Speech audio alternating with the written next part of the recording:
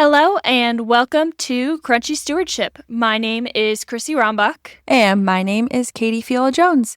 We are two cousins who are passionate about learning and sharing knowledge to equip others to steward their spiritual, mental, emotional, financial, and physical health in order to honor God in every aspect of their lives. In this podcast, we are taking a deep dive into what it means to steward our lives as God originally intended for us with the resources that God has given us. We are looking at topics like food, medicine, finances, mental health, and tons more through a natural lens and with a biblical foundation. But before we get started today in our episode, if you have been enjoying our podcast, which I know that there's many of you out there who have been reaching out to us saying that you have been enjoying it, we would really love if you took a moment right now to pause the show and leave us a 5-star rating. Also, if you're not already subscribed, be sure to do that so you get notified when we have new episodes. This all helps other people find our show in the future, and we do want to reach more people with the knowledge that we have so that way we can equip other believers with this awesome information that we have been kind of given, I guess. And if you aren't already signed up for our weekly newsletter, please go ahead and take a moment by doing that. You can go and click the link in the show notes below to subscribe. And last shout out is that I actually posted our very first YouTube video on our YouTube channel, which is just Crunchy Stewardship, same like the podcast. So if you haven't found us over on YouTube, go ahead and do that. We'll be putting out other new videos in the future, but this video that I created recently was on my experience trying raw milk for the first time, which is just so crazy still saying it that we now are raw milk purchasers or drinkers or whatever, and I'm really excited about it. But you got to go check out that episode on our YouTube channel to see what my experience was like for the first time trying raw milk. Unfortunately, today's episode is not about raw milk. That was just a little sneak peek on our YouTube. Sneak peek. So today's episode, we are actually going to be talking about cookware because this is one of those things that Katie and I are both in the process of preparing to switch in our own kitchens. But it's also one of those switches that does require a little bit more of a financial buy-in because, as everybody knows, a good cooking set is not cheap. And so this episode, we are going to take a look at the things to look out for, the things to look for in cookware, and we may or may not name drop a couple brands that are good and bad. So keep listening and we'll go through it. So first off, we're going to start off with talking about the things you want to look out for, the red flags when it comes to cookware, things that are no bueno, and how you can identify those.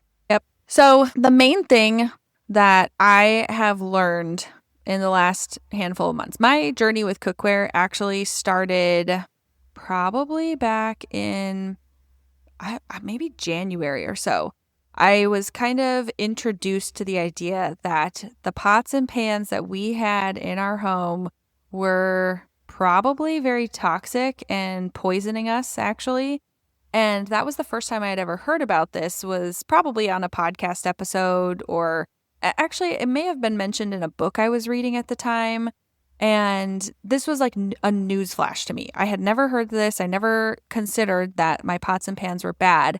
And the main thing that I learned was really toxic in our cookware is basically anything labeled nonstick. So if you think of like Teflon pans, there's a chemical in it, a forever chemical. It's like PFAS, PFAS. I actually don't know exactly what that stands for off the top of my head, but these chemicals in anything that's basically nonstick, they come out into your food when you are cooking them. So when they are exposed to higher heats, they get into the foods. They also get into the air. So you think about when you're cooking and there's lots of steam and heat that's coming off of the pan and it's going up, and you usually want to have like the vent hood on so it's taking the air out. So it's taking all the stuff out of the air and hopefully filtering it directly outside and pulling it outside. But basically, these chemicals are in your cookware, both usually your pots and pans as well as baking trays. But you want to be really careful that you're not using these because they can be leaching into your food, into your air, and you are then ingesting it and inhaling it. And they have been linked to tons of terrible, terrible things. In fact, there is a movie that I'm going to Google right now because I don't know what it's called, but Mark Ruffalo is in it. And it's a real movie, or it's a movie about a real story about the guy who, I don't remember if he actually invented this chemical and then realized how bad it was, or if he was just a part of the process of like realizing that these are really bad. But he's kind of like this whistleblower guy who was trying to warn the world about how terrible these chemicals are because they're basically poisoning everybody. The movie's actually called Dark Waters, and the main character guy is actually a lawyer who worked for a chemical attorney's office who defended the chemical companies. And a small farmer from his hometown came to him and asked him to defend the small farmer against the chemical companies. And so this guy agreed, and it turned into this huge process that was, I think, 30 years long of trying to uncover the truth about Teflon. And unfortunately, the farmer who started this whole situation died in the process, specifically actually from Teflon poisoning. And so it's a very eye-opening movie. It's called Dark Waters. It came out in 2019. I highly recommend you go watch it. It definitely changed my mindset on cookware and anything with Teflon in it in general. But I think, thinking back to what I knew about cookware growing up, I feel like I always knew that Teflon wasn't the greatest for you. I never really understood the depth to which it was actually bad for you, though. I always thought, oh, okay, it's not that bad, but I like nonstick, so that's what we're going to stick with, you know? But then as I got older, I came to realize that no, it actually has a lot of health ramifications to it. It has cancer-causing pieces to it. It has endocrine disruptors in it. Just the more and more I learned about it, the more I was like, oh, I actually really want to stay away from this. So it has been on my list of things to change in our house since I watched this movie. And so, yeah. I actually haven't seen it just yet, but I do know about the movie from a podcast episode I listened to with that guy who's the main character in the movie. He was interviewed on a podcast that I listened to, and his story is just, it's wild. And now that you're saying that, I do remember, yeah, he's the lawyer who was defending these people who are like, something's happening here in our tiny town, and our cows are dying, and our people are dying, and it's just really awful when it's really saturated. It's really crazy because so the whole reason this tiny town in particular was feeling the ramifications of the Teflon so much was because the Teflon company, whose factory was located just north of the town or something like that, was dumping their waste into the river. And so this Teflon waste was in their water, throughout their entire drinking water system for this town. And at this point in history, the FDA did not have any regulations on PFAS in the water. And so when this lawyer originally brought it to court as a problem, the Teflon company was able to skirt around the issue by saying, no, we have no regulated chemicals in our water that are outside of regulation point. And so essentially this guy had to create an entirely new regulation, which is one of the reasons why the court case took about 30 years, and now I've told you the entire story. But you should still go watch this movie. There's actually one point in the movie where two kids are riding their bike, and they look over and smile, and their teeth are black. And it turns out that all the cows that were dying also had black teeth. And so in this town, it's just a little tiny town. It was also known as Cancer Valley. because everybody in this town seemed to die of cancer, and a lot of people had oral health issues, and it was all linked back to this Teflon or the PFAS in their food and water, which is just so horrible. It's so sad. And it's something that, growing up, I had nonstick pans. I had nonstick pans early on in our marriage up until more recently when I started learning some of this, and they're really great. I mean, there's a lot of benefit to having pans and cookware and everything that your food doesn't stick to.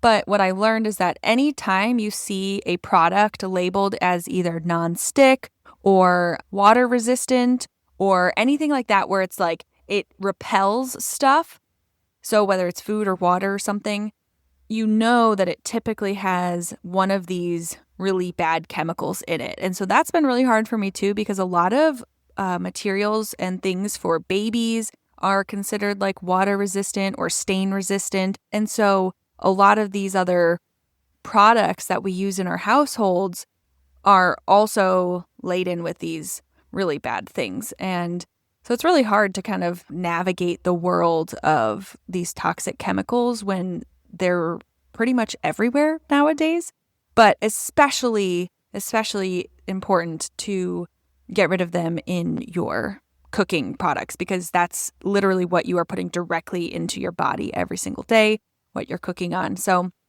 I think when we talk about cookware, or when I even just think of cookware and what to be wary of and to almost like just completely avoid, that is one of the number one things. But I want to also talk about plastic and we've talked a little bit about plastic and stuff in the past, but when you think about cookware or kitchenware or dishes or anything that is in your kitchen, plastic is another one of those big things that I have been learning is just something you want to 100% avoid at all costs. And so we have been going through the process of switching everything out in our kitchen, which again is so hard because plastic is so nice because it's durable and long lasting, but it also, similar to the PFAS in nonstick pans, plastics will leach into your foods, especially when they are heated up, but also when you have any kind of liquid in a plastic container. So if you are using plastic to keep your food leftovers in, or plastic to hold your liquids to drink from, so your cups, you really want to consider staying away from those and potentially chucking them and getting something new, because that's another kitchenware item that can be really dangerous. That is actually one switch that Max and I found decently easy to change. So we are currently in the process of moving just down the road. We're downsizing from a 3-bedroom house to a 1-bedroom apartment. And in this process, we have made the decision to take this as an opportunity to get rid of a lot of the plastic cups and plates and things that we have. And replacing those with glass cups has actually not been nearly as expensive as I anticipated. Literally last night, we went out to Crate and Barrel, which is not a cheap place to find cookware. If anything, it's one of those places that I would try to stay away from because it's so expensive. But we found a 12-pack of glass cups for $36. That is with tax included, so I was very happy with that. And honestly, in comparison to glass cups on Amazon or other places like Walmart, they were cheaper than Amazon and Walmart. And Crate and Barrel has some great options for glass cups and bowls and things like that. So yeah, those are some things that are pretty easy switches, and they're not super, super expensive like pots and pans would be. Yeah, that's a great point. So okay, we talked kind of a little bit about the non-stick pots and pans, anything that has whenever you just see that label. I mean, Teflon, people already started becoming a little wary of maybe a decade or so ago, but even if you just see a label that says non-stick, you know that it has some not great chemicals that make it non-stick. You want to avoid plastic in your kitchen for any kind of kitchen product, especially actually one of the big ones too is cutting boards. Your plastic cutting boards can be really bad because you're chopping onto this plastic board, which can then release these microplastics into your food, but then the little grooves in your cutting board allow for bacteria to sit in and kind of make a home in, and then you're putting food back on top of it, which then can be exposed to this bacteria. So plastic cutting boards should be a huge no-no. You want to kind of look for something that is wood, or even we've seen now these like kind of cool stainless steel things. They're kind of noisy when you chop on them, but you can look for those. Question about the stainless steel. Does it dull knives faster? Because I've heard that glass cutting boards can do that. So I don't know, would stainless steel cutting boards be the same way? I could see that it might be a possibility. My mother got us like a stainless steel cutting board for Christmas, and we use it every now and then. I think it just like looks really sleek, but I don't always love the noise of it when you're chopping like a bunch of stuff really quickly, because it's much noisier. It's got that clang to it versus like a wood or bamboo or something like that, where it's more dulled of a noise. So I could definitely see it being a problem of dulling your knives, but I don't know. We haven't been using it long enough for me to like take notice. And it's not my go-to cutting board because we have like other bamboo ones that I really like and I choose first. So the stainless steel one I usually use as a last resort more than my go-to. But good question. I don't know. If anyone knows the answer, let us know, because now I'm curious if I'm ruining my knives with this really cool cutting board. Okay, so we talked a little bit about the nonstick and the plastic, but another big one too that can actually be kind of tricky to pinpoint in your especially bakeware, like if you have it or not, is aluminum. Now, aluminum and stainless steel look very similar. They're that kind of metally, cooking pan that you typically have. But aluminum has been linked with things like Alzheimer's and other neuro challenges, neuro diseases even. There's a lot of toxicity to aluminum, and it's something that a lot of us kind of know. You don't want to have aluminum in your anything. The aluminum can be found in baking powder, and so when you're looking for baking powder at the grocery store, you want to make sure it's like aluminum free, and you always want to look for deodorant that doesn't have aluminum in it as well. But aluminum, same thing, you want to avoid it in your kitchen because aluminum has been linked to a lot of illnesses and diseases. So it's actually really hard. I found that most baking trays, especially if they don't say stainless steel on them, are typically aluminum. And people, like the companies, get away with this because your average shopper going to the store can't really tell the difference. You can kind of tell the color shininess difference between the two of them if you have them side by side, but it's really hard when you're just going down the aisle and you're like, oh, these look good, and you just kind of pick them up from Target or something. I feel like aluminum also starts to have a little bit of a metallic smell to it after a while. Currently, unfortunately, I still actually have an aluminum bread pan, which is kind of ironic because I grind my own wheat to make bread, but then I cook it in an aluminum pan. And after a while, it can, like when I'm cleaning it after baking bread, I can smell the metal in it, and it's on my list of things to replace, but one thing at a time here. We're moving, so that's enough on our page and for our checkbook at the moment. Yes. Yeah. Well, you think like something like metal, like especially aluminum, reacts with anything acidic or salty. So if you have something salty that you are cooking, so I consider when we cook potatoes, like if we do like roasted chopped potatoes or something, we would like sprinkle it with salt and maybe even some like lemon juice or something. So that's both like salty and acidic. It starts to wear and degrade that aluminum even more. And that's when it really is starting to leak into your food. And that is very, very bad. And so you want to be very careful of that as well. So those are like the three, I think, main things that come to mind that I have learned that we need to be really aware of. Are there any other like top ones that like things that you can think of that we need to avoid in our kitchens, Chrissy? You know, I actually did want to touch on silicone because it's kind of plasticky, it's kind of rubbery, but it's also considered safe. And I've seen some mixed reviews on it. I have seen that some people say that if you're going to be using your cooking utensils, you want either 100% silicone or wood or bamboo. I've also heard some people say that silicone does leach into your food if it's exposed to like a high fat content or high heat. So if you're mixing something like cake batter or something like that that has a very high fat content, that is something that can actually cause the silicone to leach into your food.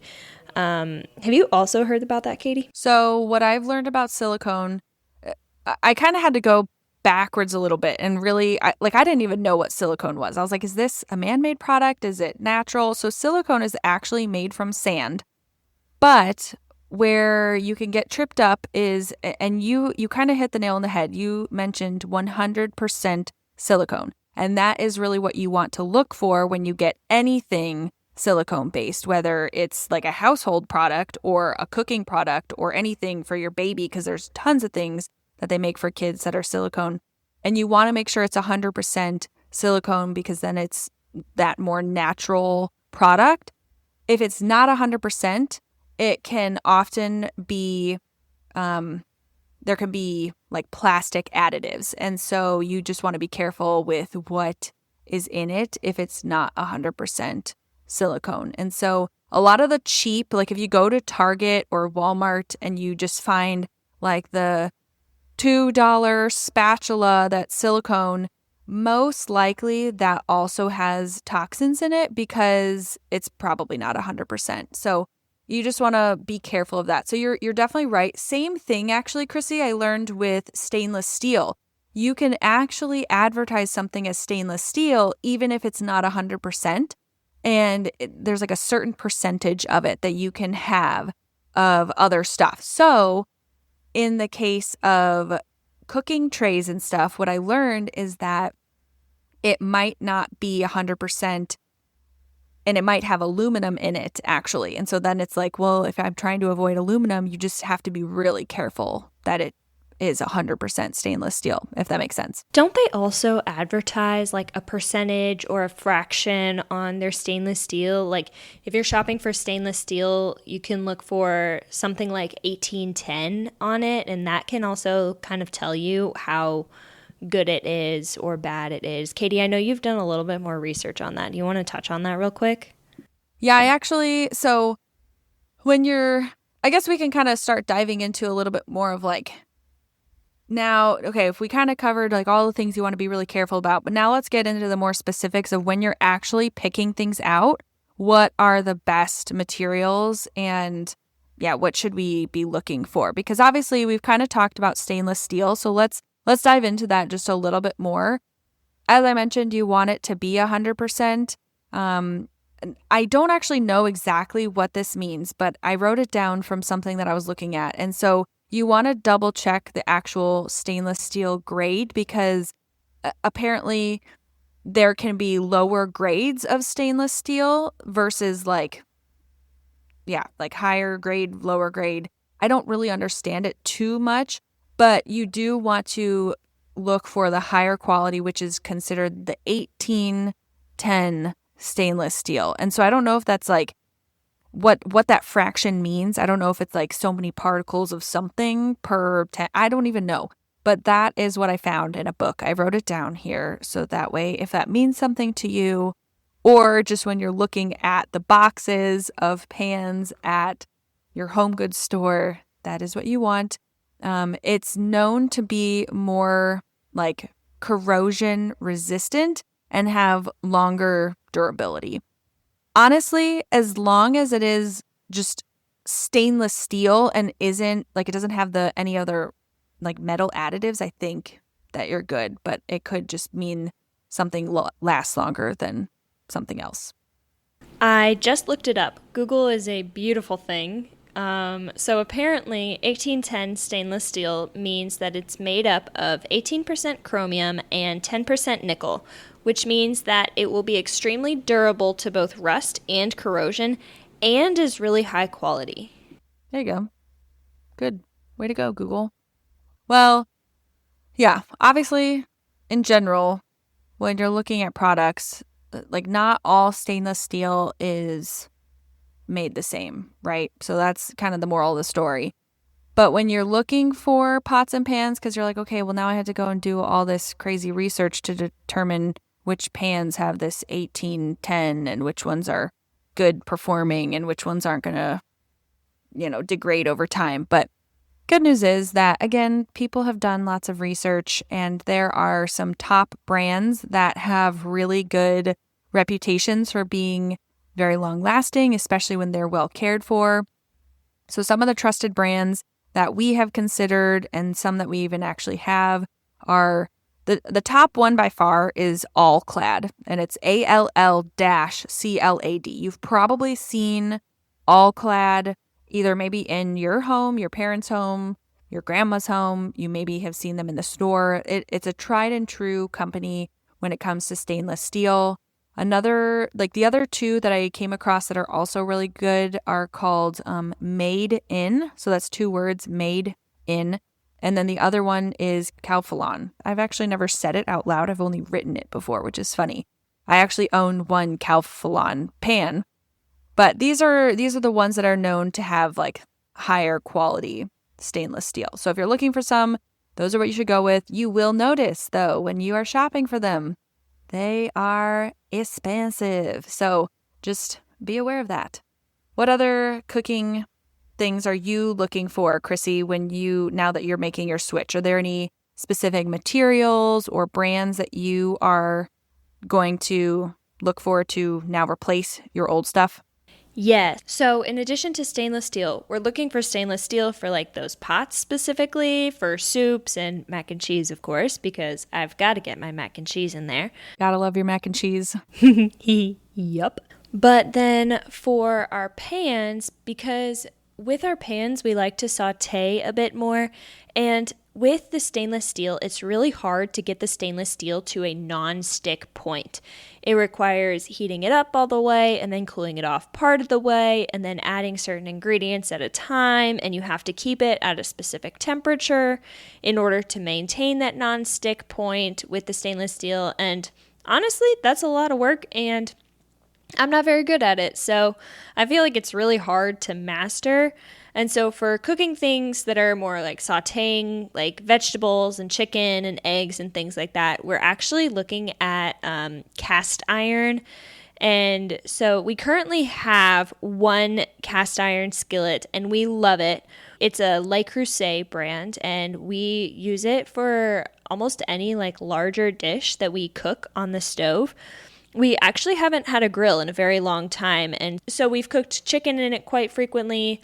Most of our meats we cook in a cast iron, and we love it. Also, the nice thing about cast iron is, so this might gross some people out, but for some people it's really great if it doesn't gross you out, is that you don't actually clean it completely in between uses, because the idea is to allow the flavors to kind of get into the cast iron to season the pan, so that with each use your food becomes more and more flavorful because the flavors of the previous food is still in the pan, and then it just adds to your next dish, which Max and I have found that to be very beneficial in terms of just adding flavor to meat that's completely unseasoned. And we love the flavor of the meat that we cook in our cast iron. And so, like I said earlier, we use the Le Creuset brand, but there's a lot of really great cast iron brands out there. I just haven't really looked into them all that much. I do know they can be a little bit more expensive, but they're super easy to find on Facebook Marketplace and things like that. So that is probably where I'm going to look to get smaller cast iron pans to replace our little frying pan. Yeah, we love, love, love, love, love our cast iron pans. In fact, I think we do 80 to 90% of our cooking on our two that we have. We use them for everything. The really cool thing about cast iron is that you can use it on a stovetop, but they're also oven safe. And so you can, like, I make biscuits in them. So I'll kind of put it in there and then I'll put it into the oven and then cook my biscuits in that. And They are just very versatile. They, like Chrissy said, you don't wash them with any soap because it actually, when you use soap, it kind of takes away the non-stickiness. And so you have to season it after each of your times that you use it, each cooking session. And you kind of use some like olive oil or just any kind of fat or oil on it to kind of season it, and it locks in that non-stickiness. So it's like a natural non-stick. We tried some stainless steel pans that I found like at the thrift store and on Facebook Marketplace. We actually use stainless steel for our pots, actually, just like you said, Chrissy. We have like a steamer basket one that we really like. But man, I have tried cooking on some pans with just like these tiny stainless steel ones, and they are such a pain. I've literally watched so many videos on that whole making it non-stick and putting the water droplet on it. I mean, literally watch these videos to be like, like cooking properly on stainless steel. They're very fascinating, but yeah, exactly like you said, they're so hard to master, and we've kind of given up. And honestly, one of the best things too about cast iron is that they are literally made from iron. And so when you cook in it, just like your other materials that you're using, they're typically getting into your food. Well, there's certain ones that you really want to avoid. But the great thing about iron, these stainless or these cast iron pans, is that it's actually adding iron to your food, which is actually good for you. And a lot of us are iron deficient. And so it's nice that you're cooking and you're getting like a benefit from your pan getting into your food in that sense. So we personally use the brand Lodge. Oftentimes you can find them at thrift stores. People get rid of them all the time because there's a little bit of a learning curve, but I would say it's not as difficult to master as the stainless steel pans are. They're much easier, and they're easy to get, like, to bounce back from. Like, we burnt something so badly the other day on our pan, and it was kind of a pain to like get it all off and everything, but they're totally fine. And it just took, honestly, it takes like more cooking on it to like get some of the bad stuff off. But yeah, so I really love them. So, okay, so stainless steel and cast iron. Chrissy, what else are you using in your kitchen or looking for in your move? So one item that I got really, really excited about, I wanted to try it a lot, was ceramic cookware. I know Le Creuset has some ceramic stuff, Williams-Sonoma has a ceramic line, and Caraway is ceramic.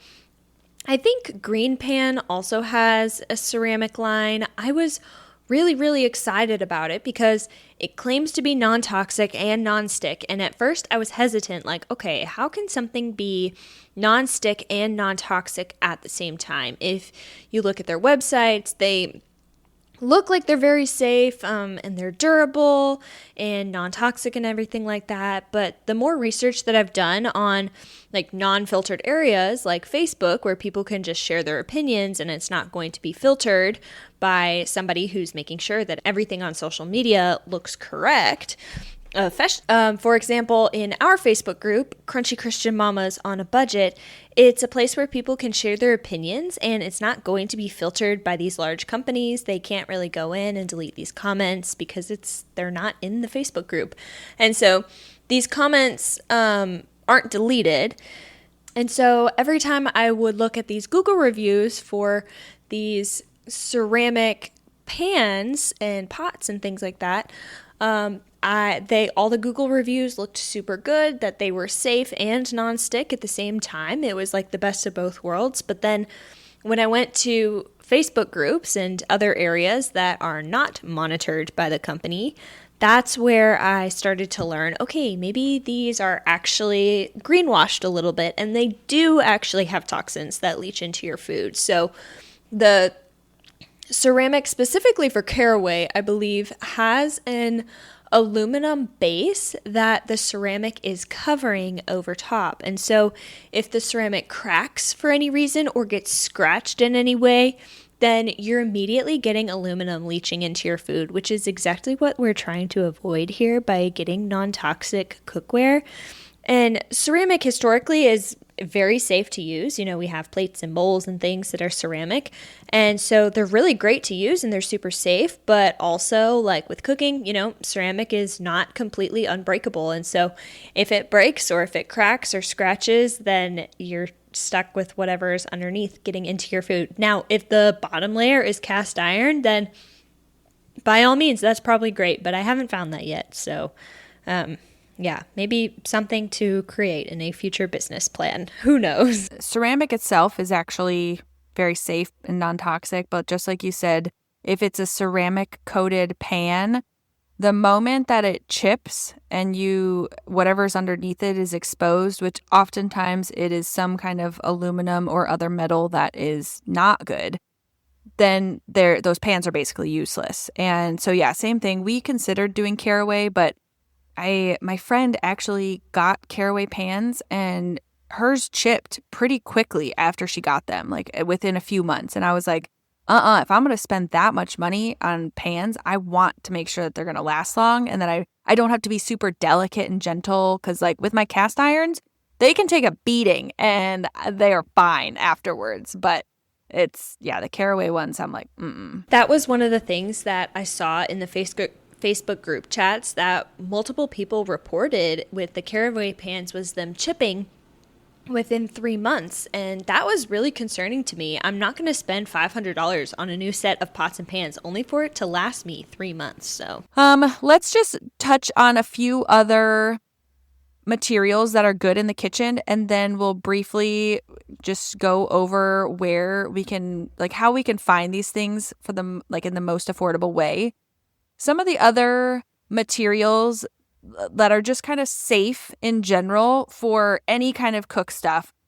Stainless steel is pots and pans, even your cookware or your bakeware if you find stainless steel bakeware. You can use glass a lot of times in the oven. So Pyrex is a really great brand for loaf pans. We use ours for loaf pans. I also have just a traditional like kind of tray that we put baked items in. So like sometimes if I do potatoes or other veggies in the oven, I'll put them in a glass Pyrex that we have. 100% silicone, like we mentioned. Max and I love our 9x13 Pyrex for making brownies. Yes. I feel like that's something that cooks the desserts very, very well all the way through. So Pyrex for desserts, 10 out of 10, would recommend. I also love that Pyrex, a lot of their dishes come with snap-on lids to them. They often are plastic, which you just don't want to, you typically want to hand wash them so they don't like degrade quickly over time, but you also just don't really want them touching your food as much. But the lids are really great. We have a few that, when you're making brownies or a casserole or something, you just bake it, put the lid on it, easy for leftovers or bringing other places. So that's a really great option. 100% silicone, again, like we mentioned, if you're doing silicone in the kitchen, just make sure it is 100%. This is really great for kids' items that we have found because they make so many kids' stuff like plates and bibs and silverware and cups and everything. They make them all from plastic. So that was a big one that we actually had to switch, was our kids' stuff. And so we did switch to silicone. The other option for kids would probably be stainless steel. I've heard a lot of people really enjoy stainless steel for kids stuff, but Malachi right now likes to throw all of his kitchen things, and I just cannot imagine a stainless steel plate hitting the floor all the time. That would just be so noisy and so obnoxious, and so we decided to go with silicone for his stuff. Another material that is good and safe in the kitchen and is non-toxic is wood, and that's typically you want to use wood for your cutting boards or for your mixing, like your utensils, so your spoons and spatulas and stuff. That's good in wood. One thing to be aware of with wood, though, is a lot of them are coated with some sort of a lacquer or something like that. So you want to make sure it's coated with something that's natural, like a mineral oil or like a tallow or something. If it's coated with anything that says lacquer in it, I would stay away from that. That's not very good to have. There is one thing on Amazon that I was looking at it, and it's like if you search for non-toxic cooking utensils on Amazon, it's one of the first things that comes up. And this bamboo cooking utensil set is coated with a quote-unquote natural cotton lacquer. And I don't know what that is, but I think I'm going to try to stay away from that one because it says the word lacquer, even though it's made from a natural cotton. Essentially, I haven't been able to find out exactly how it's made. And so because the website is not clear on how they make this natural cotton lacquer, I'm going to say it's probably not as safe as they are claiming it to be. That's another thing. If you're looking for something that you think is going to be non-toxic and you are trying to figure out how they make it in order to understand its toxicity and you can't find that sort of information, then it's probably not as non-toxic as they are claiming because they're probably trying to hide how they make that item. So that's just another thing to keep in mind. Definitely. Yeah, wood can be hard. You do need to take good care of your cutting boards and things. This is something I actually learned recently is that you want to oil them pretty regularly because especially with bamboo boards, they eventually get really dry. You think, just wood in general. The reason why your tables around your house have this nice shine to it is because they are coated with chemicals to protect the wood over time from just disintegrating. If you leave wood out in nature, it will eventually break down and turn into dust. But with your cookware, it doesn't have that protective coating like your tables would, and so you need to oil it regularly. I learned this because our cutting boards just got so dried up and almost wanted to splinter and everything. So we got this oil to then keep them good over time. I can link to the one that we got because I did do some research on there's specific oils that you want and that you want those to be non-toxic and organic and everything. So I'm actually very sad about some of our wood cutting boards. So my husband's aunt makes cutting boards out of wood and that's one of her side gigs. And so she made us some handmade cutting boards for our wedding as a wedding gift.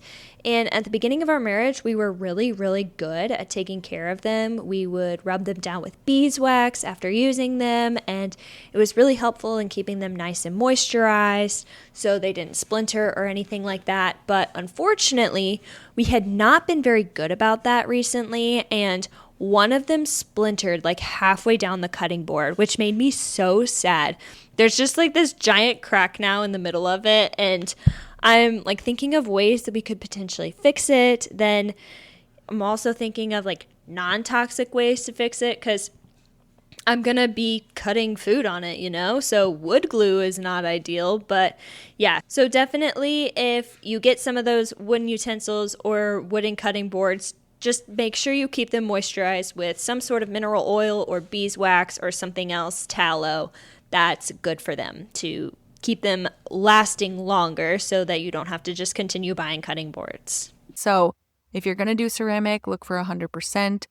Same thing with enamel. I've heard enamel it can be really good as long as you find a good quality enamel pot or pan or something like that. So I don't know exactly what that means, if it's a good quality, because I have not researched into it enough. But if you're going to do that, do some research to find out and maybe let us know, because I'm kind of curious what is good when it comes to enamel. Yep. Actually, I just remembered, but the one thing that we do have in our kitchen that is enamel is actually our Dutch oven. It's actually enamel coated cast iron. And so I actually use this. I primarily use it for baking bread, but I've used it for making soups and stock. And because it is cast iron, it has cast iron in the center and it's just coated, you actually can use it on the stove.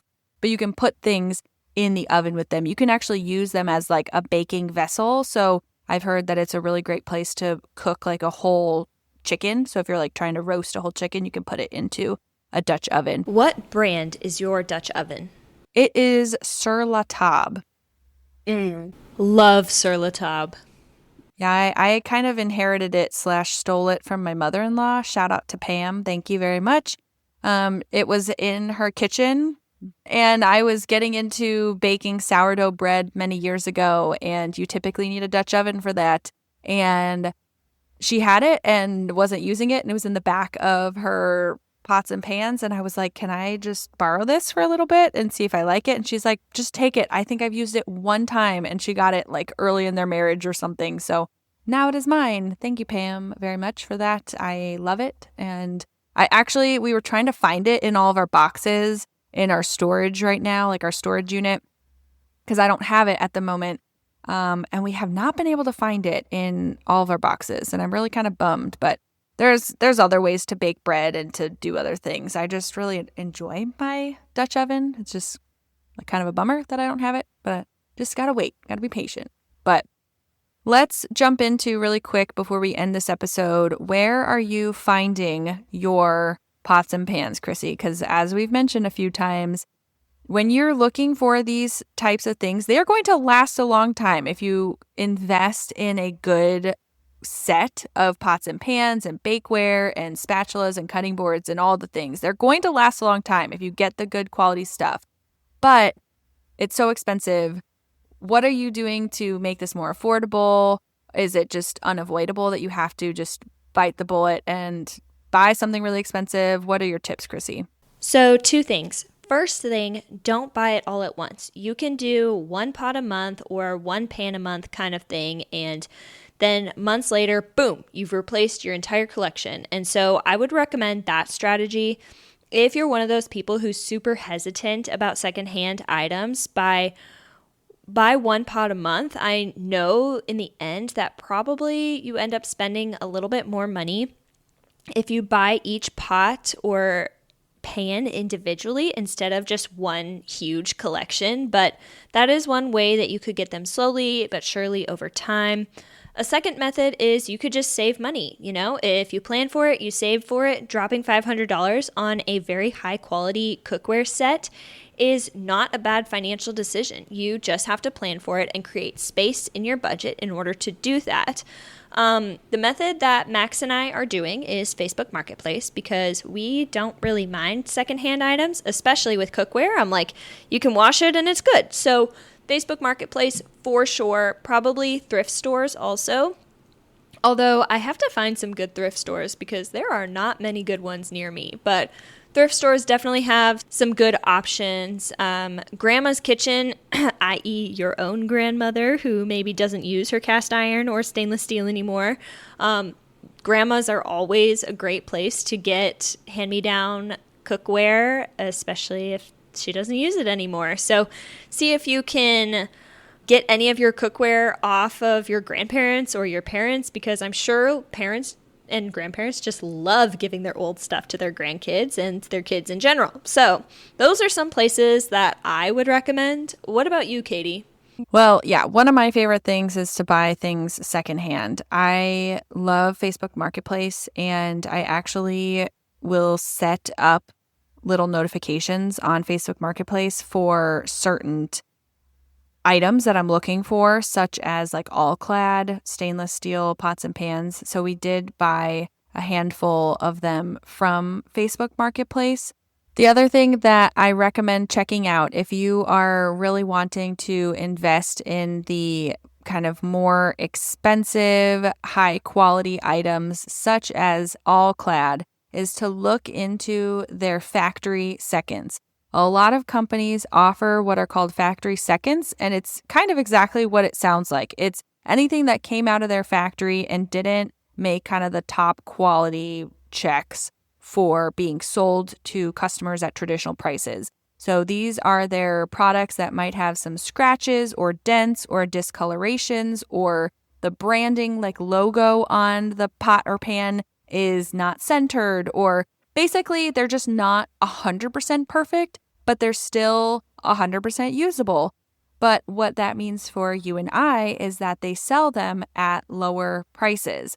Now, you're still going to be paying probably hundreds of dollars for these pots or pans because, again, they are still really, really good, but you're going to get a pretty decent discount for them. So for something like All Clad, you can look up All Clad Factory Seconds. I believe that Lodge, the cast iron company, also does factory seconds, but a lot of these big name companies do offer them, or on their website, they might have like a page where it says like some sort of like seconds or discounted prices. So it's just going to not be 100% perfect. So if you're okay with that, then definitely check that out. It might be a really great way to save maybe $100 on your next set of cookware. So let us know if it works out for you. I will actually add a link where I kind of go a little bit more in depth on this on a blog article that I wrote a long time ago, actually, on finding factory seconds. So you can do that for anything from cookware to clothing items. So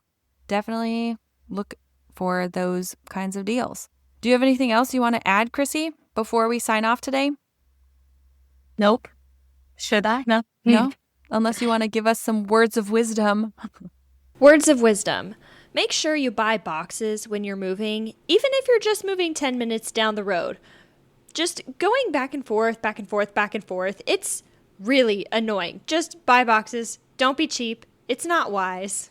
Well, hey, I'm going to add a bit onto that. Don't buy boxes.